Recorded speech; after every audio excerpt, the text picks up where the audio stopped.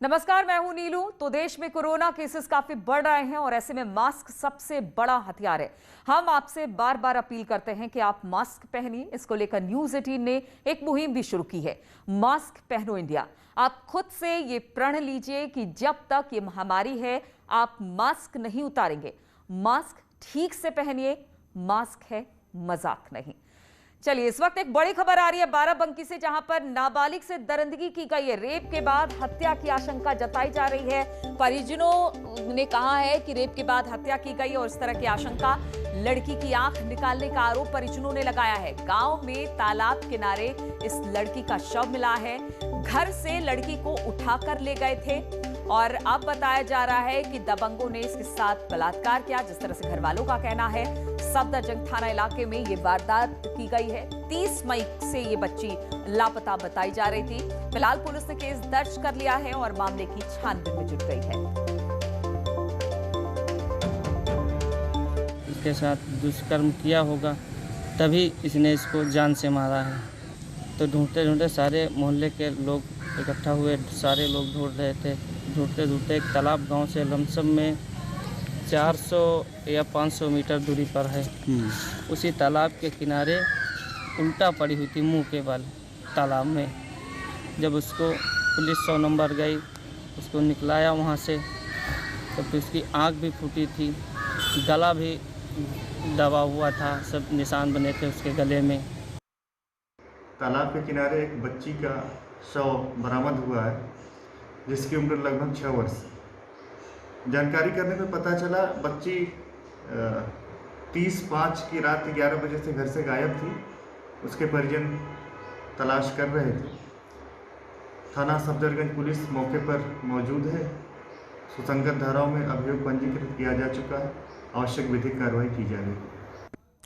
और इसी पर बातचीत करने के लिए बाराबंकी से अनिरुद्ध शुक्ला इस वक्त हमारे साथ जुड़ गए हैं। अनिरुद्ध, ये पूरा मामला क्या है, जरा बताइए। देखिए नीलू, ये बताना चाहूँगा, ये पूरा मामला कल देर रात का है। कल देर रात जो ये बच्ची थी, जैसा कि इसके पिता का कहना है कि कल ये देर रात घर के बाहर गई थी और वॉशरूम के लिए, जैसा बताया जा रहा है कि ये गई थी। उसके बाद से ही ये लड़की लापता थी। देर रात तक इसको ढूंढने की कोशिश जब परिजनों ने करी और जब वो थक हार गए तो उन्होंने 112 पर सूचना करी। तकरीबन 3 बजे के आसपास, तड़के सुबह 3 बजे, घर से ही 400 मीटर के पास एक तालाब है, वहाँ पे इस लड़की की बॉडी मिली। ऐसा परिजन, जब परिजनों ने जब देखा तो इसके बाप का कहना है, इनके पिता का कहना है कि उसकी गर्दन भी दबाई गई है। चलिए अनिरुद्ध, शुक्रिया आपका जानकारी देने के लिए। तो अब पुलिस इस पूरे मामले की छानबीन कर रही है, लेकिन इस वक्त एक और बड़ी खबर आ रही है कानपुर देहात से, जहां पर गैंगरेप के एक आरोपी का शव पेड़ से लटका हुआ मिला है। पुलिस और फॉरेंसिक टीम मामले की तफ्तीश में जुट गई है।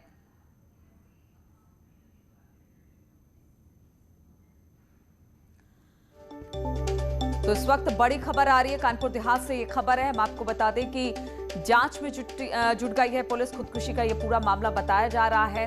हम आपको बता दें कानपुर देहात का मामला, जहां पर गैंगरेप के एक आरोपी का शव पेड़ से लटका हुआ मिला है। पुलिस और फॉरेंसिक टीम मामले की तफ्तीश में जुट गई है। तो गैंगरेप का आरोपी बताया जा रहा है ये, जिसने खुदकुशी की है। पेड़ से लटका हुआ इसका शव मिला। हालांकि पुलिस ये जानने की कोशिश करेगी कि खुदकुशी है या किसी ने इसकी हत्या की है। पुलिस और फॉरेंसिक टीम मौके पर पहुंच चुकी है। बातचीत करने के लिए सौरभ फोन लाइन पर हमारे साथ जुड़ गए हैं। सौरभ, गैंगरेप का आरोपी बताया जा रहा है, कौन सा गैंगरेप, और पुलिस अब इस पूरे मामले में किस तरह की छानबीन कर रही है?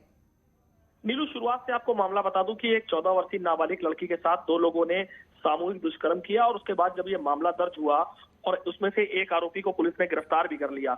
इस दौरान एक नया मोड़ तब आया जब पता चला कि गांव के ही युवक, जितेंद्र नाम के युवक, जो कि जिसका शव मिला है, उनके द्वारा 2 तस्वीरें ली गई कि लड़की के संग किस तरह जबरन ये गलत कार्य जिस तरह किया गया, उसकी फोटो उसके पास थी। और उसने आरोपियों को बताया कि आपके द्वारा जो गलत कृत्य किया गया है उससे हम गांव में सबको देंगे और वो फोटो को देंगे, ताकि आपका जो चेहरा, खराब चेहरा है, उसको बेनकाब किया जा सके।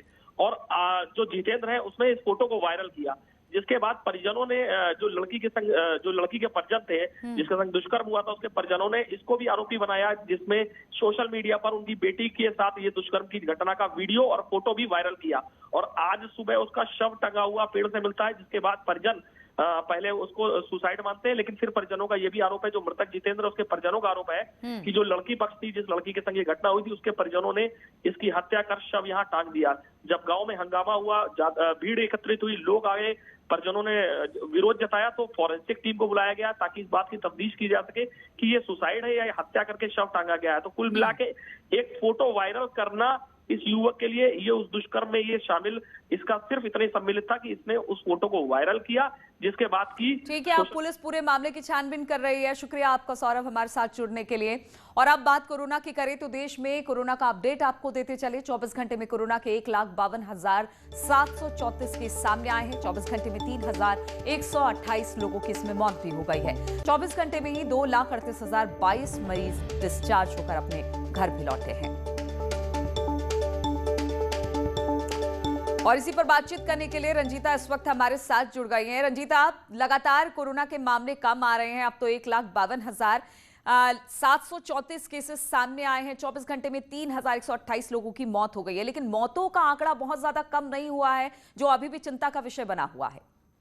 देखिए, निश्चित तौर पर नीलू, जो पॉजिटिव मरीजों की संख्या है उसमें कमी आ रही है, रिकवरी उससे ज्यादा लोग हो रहे हैं, लेकिन जो मृत्यु का आंकड़ा है वो करीब हम कह सकते हैं कि 300 से 400 लोगों की कमी आई है मृत्यु में। इसके एक्सपर्ट के तौर पे अगर जानने की कोशिश करें, जो डॉक्टरों से हमारी बातचीत होती है, उनका साफ तौर पर कहना है कि ये वो मरीज हैं जो पहले संक्रमित हुए थे और गंभीर उनकी हालत रही है, जो अस्पताल में एडमिट रहे हैं, उन लोगों की मौतें हो रही हैं। आने वाले समय में, क्योंकि जब आंकड़ा कम हुआ है संक्रमित लोगों का, तो ऐसे में मृत्यु में भी कमी आएगी। एक हफ्ते के अंदर मृत्यु में भी कमी का जो आंकड़ा है वो सामने आ जाएगा। रिकवरी रेट जो है नीलू, वो कहीं ना कहीं लोगों को राहत पहुंचाने वाला है। 91% तक रिकवरी रेट पहुंच चुका है और पॉजिटिविटी रेट जो है उसमें भी कमी आई है। रंजीता, एक सवाल और, चूंकि लोग ये कह रहे थे कि सेकेंड वेव है और बहुत ही दुश्वारियों के साथ ये सेकेंड वेव बीता है, लेकिन कह रहे थे कि पीक होगा मिड मई से लेकर जून तक, तो क्या जो वो पीक था वो अब खत्म होता दिखाई दे रहा है? एक्सपर्ट्स क्या कह रहे हैं, या अभी बाकी है ये पीक, अभी आगे भी इसी तरह से रहेगा? नीलू, देखिए, जिस तरह से आंकड़ों में रफ्तार आई थी दूसरे वेव में, बताया ये जा रहा था कि लगातार अचानक से जो आंकड़े हैं वो बढ़े थे। न सिर्फ दिल्ली बल्कि हर राज्य में कमोवेश यही स्थिति थी। उस समय भी एक्सपर्ट्स का ये कहना था कि जिस तरह से ये वेव जो है, दूसरा वेव। चलिए, बहुत बहुत शुक्रिया। तो दूसरे वेव की पीक की बात हो रही थी, लेकिन अब उसमें धीरे धीरे कमी आ रही है, और जो कि कह सकते हैं कि अब एक अच्छी खबर है, लेकिन अभी भी जो मौत का आंकड़ा है वो बहुत कम नहीं हुआ है।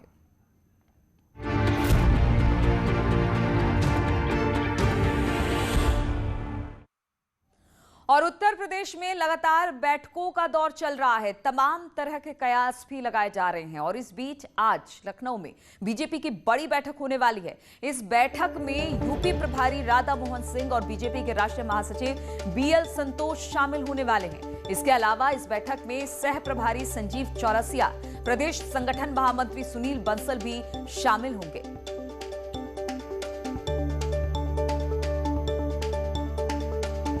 तो यूपी बीजेपी की आज बड़ी बैठक होने वाली है। प्रभारी राधा मोहन सिंह बैठक में शामिल होंगे, राष्ट्रीय महासचिव BL संतोष भी इसमें शामिल बताए जा रहे हैं। पार्टी पदाधिकारियों के साथ ये बैठक में शामिल होंगे। राजीव इस वक्त हमारे साथ जुड़ गए हैं। राजीव, कितनी देर में बैठक शुरू हो जाएगी? नीलू, अब से कुछ देर बाद जो बीजेपी के राष्ट्रीय संगठन महामंत्री BL संतोष हैं और उत्तर प्रदेश के प्रभारी राधा मोहन सिंह हैं, वो राजधानी लखनऊ पहुंचेंगे, और ये उम्मीद जताई जा रही है कि करीब 12 बजे वो प्रदेश मुख्यालय में पहुंचेंगे, और उसके बाद जो बैठकों का सिलसिला है वो शुरू होगा। इस दौरान कई प्रमुख बैठकें की जाएंगी, जिनमें सबसे जो प्रमुख बैठक है वो ये होगी कि जिस तरह से बीते दिनों पंचायत चुनाव हुए हैं और आने वाले समय में जिला पंचायत अध्यक्ष के चुनाव हैं, ब्लॉक प्रमुख चुनाव हैं, और ऐसे में जो कोरोना संकट के दौरान गाँव में संक्रमण बढ़ा है उसको लेकर जो बीजेपी ने सेवा कार्य किया है बीएल संतोष उसकी समीक्षा करेंगे। और साथ ही साथ आने वाले दिनों में भी जिस तरह से कोरोना की तीसरी लहर का संभावना जताई गई है, इस दौरान बीजेपी की पहुंच गांव-गांव घर-घर पहुंचाने के लिए, लोगों की मदद करने के लिए वो एक रणनीति बनाएंगे। क्योंकि उत्तर प्रदेश की जो योगी सरकार है उसकी कैबिनेट में भी 7 मंत्रियों की जगह खाली है, तो ऐसे में उम्मीद ये भी जताई जा रही है कि आने वाले दिनों में योगी सरकार का कैबिनेट विस्तार हो सकता है। तो इसको लेकर भी कहीं ना कहीं ये भी कहा जा रहा है कि 1 to 1 भी संवाद किया जाएगा। जो प्रभारी यहां पर पहुंच रहे हैं वो कोशिश करेंगे कि एक-एक कर बातचीत करें और बातचीत करके फीडबैक ले, क्योंकि यहां से ये सारी रिपोर्ट दिल्ली जानी है और उसके बाद ही चीजें तय होनी है। देखिए, यकीनन जिस तरह से ये 2 दिवसीय दौरा है, तो ऐसे में वो एक बैठक नहीं बल्कि कई बैठक करेंगे और लोगों से भी, विधायकों से भी, मंत्रियों से भी वो एक-एक करके मुलाकात करेंगे। इस दौरान जहां सबसे पहले जो बीजेपी का कोरोना को लेकर हेल्प डेस्क बनाई गई है उसको लेकर आज स्वास्थ्य मंत्री और चिकित्सा स्वास्थ्य मंत्री के साथ मुलाकात करेंगे और ये कोशिश करेंगे कि ज़्यादा से ज़्यादा बीजेपी के लोग ग्रामीण क्षेत्रों में मदद करें ताकि 2022 के पहले बीजेपी के पक्ष में माहौल बन सके। वहीं दूसरी ओर जो सरकार में बदलाव की बात आ रही है उसको लेकर भी क्या यहाँ के लोगों का मत है, क्या बीजेपी के विधायकों की राय है, क्या यहाँ के सांसदों की राय है, इन तमाम लोगों से भी वो मिलेंगे और इस जो इनपुट होगा वो दिल्ली तक पहुँचाएंगे। तो ये उम्मीद जताई जा रही है कि आने वाले दिनों में उत्तर प्रदेश की योगी सरकार की कैबिनेट में भी एक बड़ा बदलाव देखने को मिल सकता है, क्योंकि जो कैबिनेट है वो 60 बैठकों के बहुत सारे कयास निकाले जा रहे हैं, लगाए जा रहे हैं, लेकिन अब देखना होगा इन बैठकों के मंथन के बाद क्या कुछ निकलकर सामने आता है और लोगों के सामने क्या कुछ निकल कर आता है, उस पर हमारी नजर लगातार बनी रहेगी। राजीव, बहुत बहुत शुक्रिया फिलहाल हमारे साथ जुड़ने के लिए।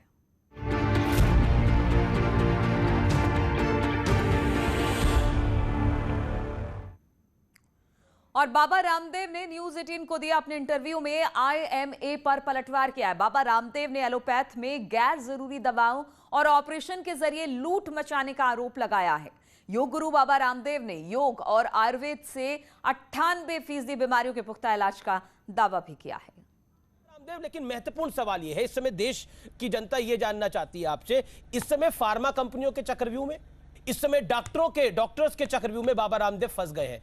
क्या आपको लगता है कि, क्योंकि एक चक्रव्यूह हमें याद है महाभारत में हुआ था, महाभारत में रचा गया था अभिमन्यु के खिलाफ और अभिमन्यु उससे बाहर नहीं आ पाए थे, क्या बाबा रामदेव को एक चक्रव्यूह में फंसा दिया जा रहा है? ये सवाल बहुत बड़ा है बाबा रामदेव, क्या फंस गए उस चक्रव्यूह में?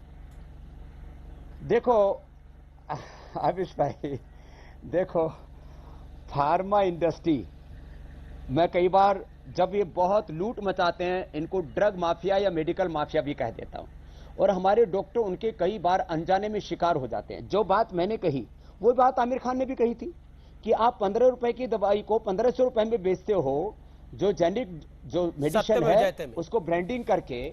और जब उन्होंने बात की थी कि बेसन टेस्ट की कि खोल लिया, और उसके बाद में और भी बहुत कुछ उन्होंने बातें कही थी कि अनावश्यक ऑपरेशन, गैर जरूरी दवा, गैर जरूरी ऑपरेशन, गैर जरूरी जो है टेस्ट, और ये करके 5 से 25 लाख रुपए का जो बिल बनाने का चक्रव्यूह है। मैंने एक व्यक्ति के साथ में कोई धोखा नहीं किया है।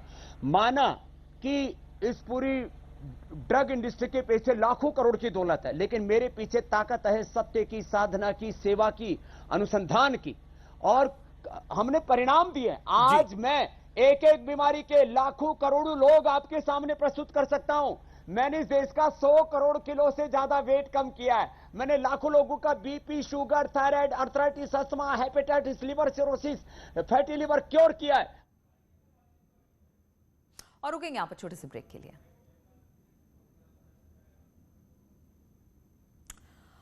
और ब्रेक से पहले आपको बता दें, योग गुरु बाबा रामदेव की न्यूज 18 पर दिए इंटरव्यू को लेकर जो सियासी पार्टियां हैं उन्होंने भी अब अपना रिएक्शन देना शुरू कर दिया है। हिंदुस्तान अभी कोरोना से जूझ रहा है, और सिर्फ हिंदुस्तान ही नहीं, पूरा विश्व अभी कोरोना से जूझ रहा है। हमारा मानना है कि इस समय देश में किसी भी राजनीतिक दल को, किसी भी संगठन को, किसी भी व्यक्ति विशेष को किसी तरह की भी राजनीतिक बयानबाजी से बचना चाहिए। किसी तरह की कोई बयानबाजी नहीं देनी चाहिए। हम सबको मिलके अभी कोरोना से लड़ना है, आपस में नहीं लड़ना है। और कांग्रेस के वरिष्ठ नेता आचार्य प्रमोद कृष्णम ने बाबा रामदेव पर निशाना साधा। रामदेव के बयानों को सच्चाई से काफी दूर बताया है। पूछा कि रामदेव साधु कैसे हो सकते हैं। व्यापार कर रहे हैं, बिजनेस कर रहे हैं, तो आप संत नहीं व्यापारी हैं। और सन्यासी के चोले में व्यापारिक कायदे कानूनों को तोड़ना क्या उचित है? क्या कोई संत या महंत किसी की बुराई करता है? क्या कोई संत या महंत आयुर्वेद के पीछे छुपता है? WHO की दवा प्रमाणित कह करके आपने दवाई बेची और उसके बाद आपने खेद व्यक्त किया कोई क्लिनिकल ट्रायल आपकी दवाइयों का नहीं हुआ, और आप कहते हैं कि हमारी WHO प्रमाणित है दवाइयां। इन सारी बातों का आपको जवाब देना होगा। तो बाबा ने जिस तरह से IMA पे कहा कि पैसा वसूलने का एक जरिया बन गया है, चाहे दवाई हो चाहे ऑपरेशन हो, इसको लेकर लगातार जो IMA है वो काम कर रहा है, डॉक्टर्स काम कर रहे हैं। और अपने ट्वीट में अगर आचार्य प्रमोद कृष्णम की बात की जाए तो उन्होंने लिखा कि दूसरे को काले बाल करने का नुस्खा देते हैं और अपनी दाढ़ी दूसरी कंपनी की कलर डाई से रंगते हैं। अमीश जी, जरा सोच के देखो, जो आदमी सिर से पांव तक इतना नकली और सत्य से इतना दूर हो, वो साधु कैसे हो सकता है? तो ये आचार्य प्रमोद कृष्णम ने ट्वीट किया है।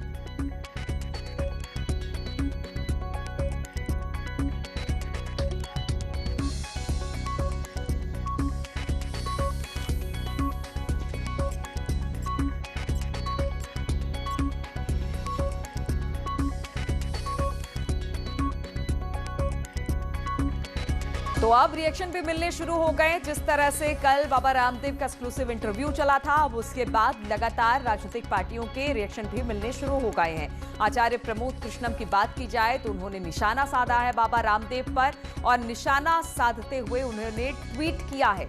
उन्होंने लिखा कि दूसरे को काले बाल करने का नुस्खा देते हैं और अपनी दाढ़ी दूसरी कंपनी के डाई से रंगते हैं। अमीश जी, जरा सोच के देखो कि आदमी सिर से पांव तक इतना नकली और सत्य से इतना दूर हो, तो वो साधु कैसे हो सकता है?